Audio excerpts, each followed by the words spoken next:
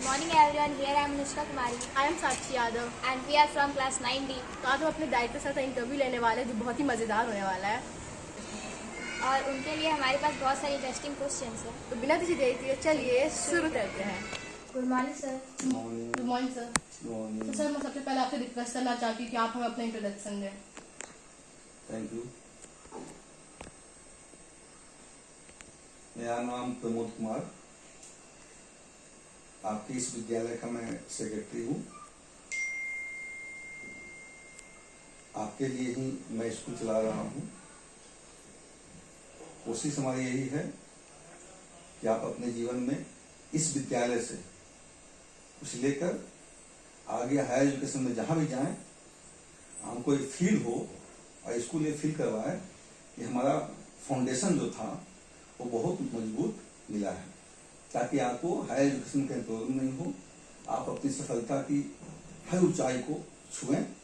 यही पर्पस इस विद्यालय का है, हमारा है, और यही पर्पस आपके शिक्षकों का भी है, जो आपके साथ as a father, as a teacher, as a good mentor आपके साथ ट्रीट करते हैं, आपको हर पथ पे मार्गदर्शन करते हैं, ताकि आप अपनी सफलता को हमेशा अपने पास देखें।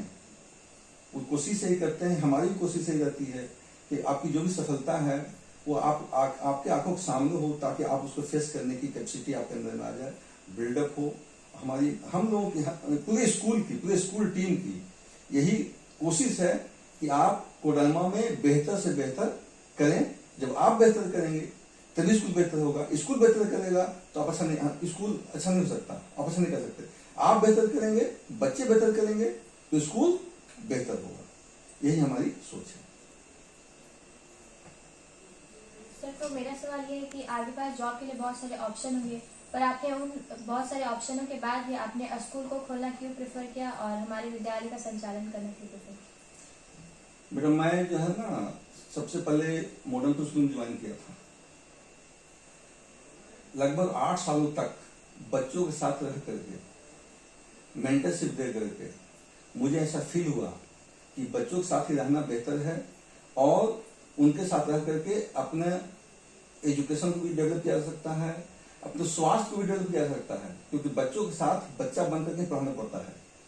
यही कारण था कि मेरे मन में 8 सालों में धीरे धीरे एक फीलिंग्स आनी शुरू हो गई कि मुझे भी स्कूल करनी है, और ये फीलिंग्स 3-4 सालों से ही स्टार्ट हो गया था। शुरुआती दौर में थोड़े बहुत सारे प्रॉब्लम्स लग रहे थे, लेकिन जैसे जैसे 6ठा साल, 7वां साल, 8वां साल आया तो मैं डिटरमाइंड हो गया कि नहीं, मुझे स्कूल खोलनी ही है और बच्चों के साथ ही रहना है। एक बच्चा भी अच्छा कर जाता है तो हमारी इतनी जो मेहनत है वो सफल हो जाएगी। और यही कारण है कि मैंने जो है बच्चों के साथ रहना बेहतर समझा। तो सर आपकी लाइफ में बहुत सारा स्ट्रेस आता होगा। हाँ, कठिनाइयां तो बहुत सारी आती है। आपके जीवन में, स्कूल में भी आप बच्चे हैं, आप भी पढ़ेंगे तो बहुत सारी कठिनाइयां, पेंसिल नहीं है, पेन नहीं है, नाश्ता सुबह नहीं मिला है। ऐसी कठिनाइयां जिस क्षेत्र में जाने से हमने स्कूल चालू किया, तो शुरुआती दौर में मेरे ऊपर भी था कि मैं किसी दूसरे से कार्य करता हूँ, मेरा घर यहाँ नहीं है, मैं बाहर रहने वाला हूँ। ऐसी सारी चीजें बाजार में थी, क्योंकि तिलिया छोटा जगह है, लेकिन उसको मुझे पार करना था, लोगों तक मैसेज पहुंचाना था कि मैं यहाँ के लोगों से अच्छा शिक्षा दे सकता हूँ और मैं यहाँ पे स्ट्रगल करूंगा। एक कारण था कि सारी बाधाओं को एक तरफ दूर कर छोड़ते हुए सुनता जरूर था, लेकिन उस पर केयर नहीं करता था। क्योंकि अगर सुनता और कंटिन्यूसली सुनते रहता तो बार बार किसी को सुनने से वो हैबिट बन जाती है कि मुझे आगे बढ़ने नहीं देता। यही कारण था कि मुझे मालूम था कि मैं जब करूंगा तो मुझे बहुत सारी कठिनाई का सामना करना पड़ेगा, लोग मुझे विश्वास नहीं करेंगे। धीरे धीरे ये चीजें जब मैं रह गया यहाँ पे, बच्चों में जब एजुकेशन देना शुरू कर दिया, बच्चे अच्छा करना शुरू कर दिए, लोगों का मोटिव जो है चेंज हो गया, लोग स्कूल की तरफ आकर्षित होने लगे। और आज एक वृक्ष के रूप में बरगद जिसको बोलते हैं, जिसके अनेक टहनियां होती है, कोई छोटे पर नहीं, बरगद के रूप में आज पूरे कोडरमा जिला में एक खड़ा है, जिसको हर कोई पहचानता है, हर कोई जानता है, हर लोगों के जवाब पे सिकराट स्कूल का नाम है। सर तो मेरा सवाल ये है कि आप हमारे स्कूल में बहुत सारे क्वालिफाइड टीचर्स हैं, बहुत अच्छे अच्छे टीचर्स हैं, तो आप हमारे स्कूल के लिए टीचर्स में क्या क्या क्वालिटी दे के उनको अपॉइंट करते हैं? हाँ, अच्छा क्वेश्चन आपने पूछा है। बेटा, क्वालिफिकेशन बहुत जरूरी नहीं है। बच्चों के लिए क्वालिफिकेशन, पढ़ाने के लिए क्वालिफिकेशन जरूरत नहीं है, एक्सपीरियंस की जरूरत है। किसकी आवश्यकता है? एक्सपीरियंस। जो बच्चों के मन को पढ़ सके, उसके आंखों को पढ़ सके। टीचर वही बेहतर होता है जो बच्चों के आई बॉल को देखते हुए उनके अपने आई बॉल से बच्चों के आई बॉल को मिला सके। जब तक एक कनेक्टिविटी नहीं होगी, जब तक वो बच्चों के अपनी ओर आकर्षित नहीं करेगा, वो ठीक तरीके से पढ़ा नहीं सकता। पढ़ाना कला है।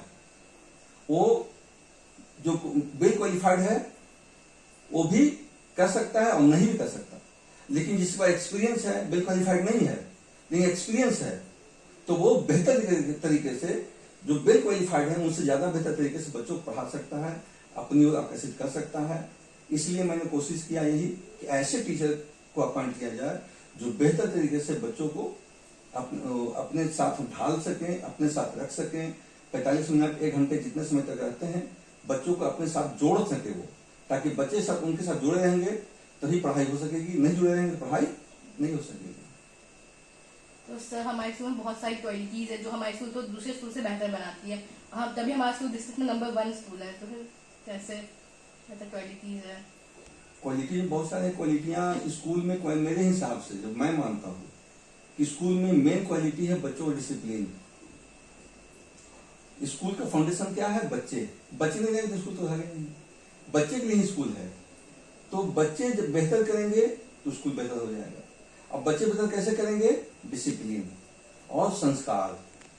बच्चों में जब संस्कार नहीं होंगे, आप बहुत पढ़ लिख जाएंगे, लेकिन अगर आपको संस्कार नहीं है, आपको कहाँ खड़ा होना है, कहाँ बोलना है, कहाँ नहीं बोलना है, किसे रिस्पेक्ट देनी है, किसे रिस्पेक्ट नहीं देनी है, जब तक ये चीजें आपके अंदर नहीं आएगी तो आप अच्छे स्टूडेंट, अच्छे व्यक्ति, अच्छे नागरिक, अच्छे समाजसेवी नहीं बन सकते, है ना।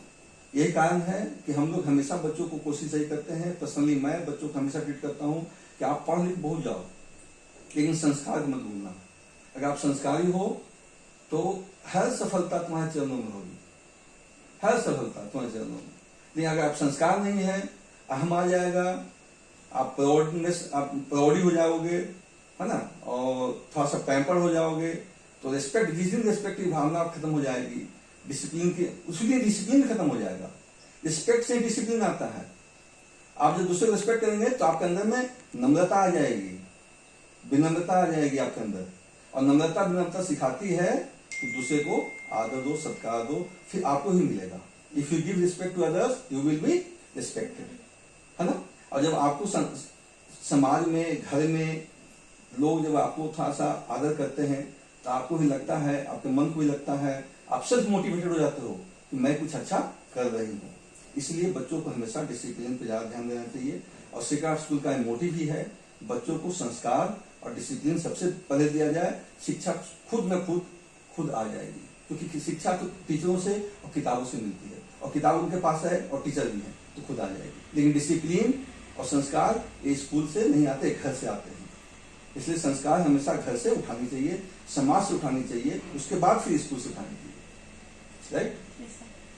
सर, तो मेरा सवाल ये है कि जैसा कि हम जानते हैं, हम टीचर्स डे सेलिब्रेट करते हैं, टीचर्स की बहुत सारी एक्टिविटी करते हैं, तो अगर टीचर्स डे के जैसा ही डायरेक्टर डे होता तो आपके अकॉर्डिंग उस डे पे, उस स्पेशल डे पे हम स्टूडेंट्स को स्पेशल एक्टिविटी क्या क्या करना चाहिए? एक्टिविटी में मेरा पहला मोटिव, मैं क्लास में जाता हूँ, आप लोगों का कभी है ना, हमेशा तो नहीं जा पाता, लेकिन मैं क्लास जाता हूँ और सब्जेक्ट के बारे में बात नहीं करता। मैं हमेशा बच्चों को एक ही बोलता हूँ, अगर लाइफ में अच्छा करना है तो पढ़ाई पे आप ध्यान दें, अपने से बड़े बच्चों के साथ दोस्ती ना करें, मोबाइल के साथ न रहें। मोबाइल जरूरी है, ये उतनी भी जरूरी नहीं है कि हमारी हेल्थ खराब हो जाएगी, वो कोई मेडिसिन नहीं है। मोबाइल से आप किसी चीज को सर्च कर सकते हैं, लेकिन उसे नॉलेज बढ़ा नहीं सकते। तो हमारा एज ए डायरेक्टर, है ना, एज ए डायरेक्टर मैं सोचता हूं कि अगर हमारे स्कूल के बच्चे, मैं जो बोल रहा हूं उसमें अगर 50% बच्चे भी अगर इसको अमल कर लेते हैं, है ना, उसको फॉलो करते हैं और अच्छा करते हैं, तो मुझे गर्व होगा। और मैं गर्व महसूस करता हूँ और कल बच्चों ने करवाया है। आज स्कूल के बच्चे दूसरे विद्यालय जो भी डीएवी हो, बिजली हो, मॉडर्न हो और जो विद्यालय उससे ज्यादा बच्चे जॉब में हैं इस स्कूल के और रिस्पेक्टिव हैं। जब भी बाहर से आते हैं तो पैर छूते हैं। जो संस्कार मैंने दिया है, जो विद्यालय ने उनको संस्कार दिया है, उस संस्कार का प्रदर्शन करते हैं वो। तो लगता है कि हाँ वास्तव में इस स्कूल के विद्यार्थी हैं और मुझे खुशी मिलती है कि मैंने जो दिया था वो सार्थक हुआ। Very nice. और कुछ बस आप क्या संदेश देना चाहते हैं हमारे पेरेंट्स को, टीचर्स को? पेरेंट्स को संदेश यही है कि पेरेंट्स बच्चों को हमेशा घर में आधे घंटे 1 घंटे उनसे जरूर बात करें।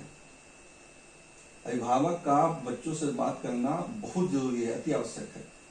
दूसरी चीज, बच्चे कहाँ जा रहे हैं, कहाँ नहीं जा रहे हैं, बच्चे किसके साथ हैं, इस पर अति आवश्यक ध्यान दें।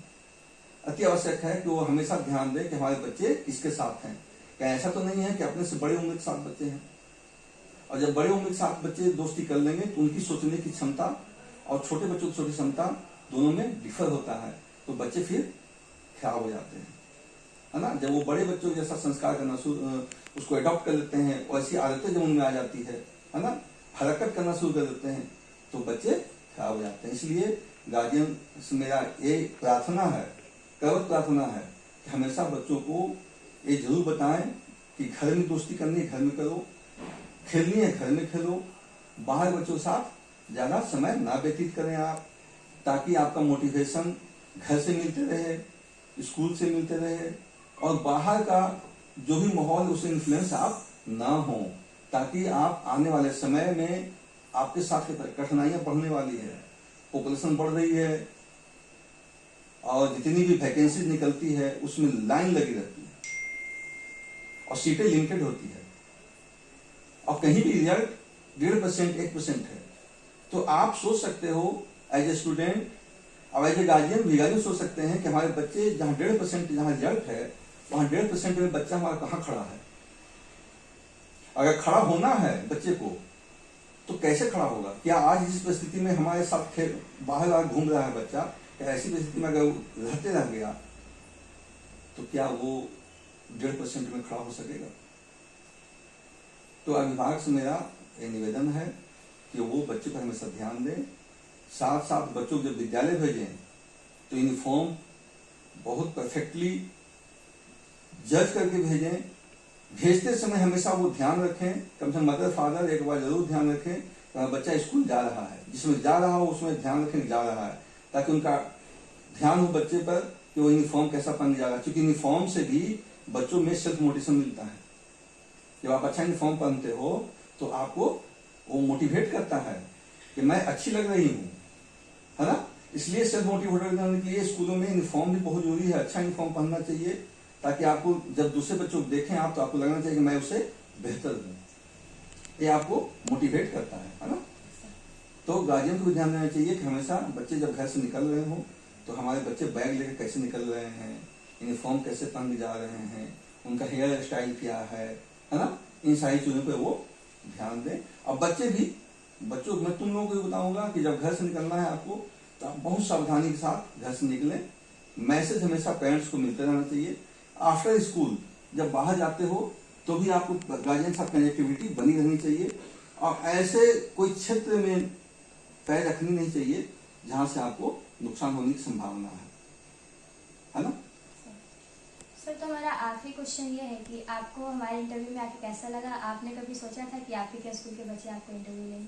वेरी गुड, बहुत खुशी बात है कि बच्चे बहुत सारे जॉब में हैं। आज महसूस हो रहा है कि हमारे बच्चे जो सो इंटरव्यू भी कर रहे हैं, है ना, एंकरिंग कर रहे हैं, है ना। तो ये बहुत खुशी बात है और मैं चाहूंगा कि आज उनकी शुरुआत हमारे स्कूल से हुई है, मेरे पास से हुई है, मेरे इंटरव्यू से हुई है। तो एक दिन ऐसा समय आएगा जब आप मुख्यमंत्री, प्रधानमंत्री, है ना, जिला स्तर पे किसी बड़े पदाधिकारी का, राज्य स्तर पे, देश स्तर पे आप उन ऊंचाइयों तक जा करके उन ऐसे हस्तियों का इंटरव्यू लें ताकि मुझे भी देखने का एक मौका मिले और मुझे महसूस हो कि शुरुआत मेरे इंटरव्यू से हुआ था। हाँ, thank you sir, have a nice day. तो हमारे इंटरव्यू का आज का इंटरव्यू हमारे यहीं पे खत्म होता है।